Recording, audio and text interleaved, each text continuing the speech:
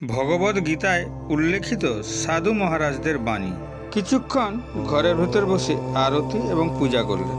এরপর বাইরে এসে ছলনা, হিংসা, বিদ্বেষ, প্রতারণা, নোংরা ভাব, অন্যের সাথে নোংরা আচরণ, দুর্ব্যবহার করছেন।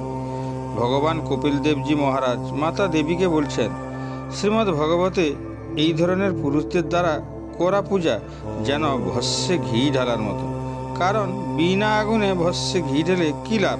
সেই পূজা আরতি আপনাকে রক্ষা করতে পারবে না, সোজা নরকে যাবে। আপনি যে কর্মই করুন না কেন, এ ধরনের কর্ম যেন কাউকে কষ্ট না দেয়। নাম ভজন ছাড়া কেউ মনে পবিত্রতা আনতে পারে না। অপবিত্র মনে সবসময় অপরের ক্ষতি ও ঘৃণাভাব জন্মাবে। যে অপরের ক্ষতি করে সে সর্বদা ভয়ে থাকে, সে ব্যক্তি কোনোদিনই নিরাপদে থাকতে পারে না এবং শান্তিও পাবে না। ভগবদ গীতা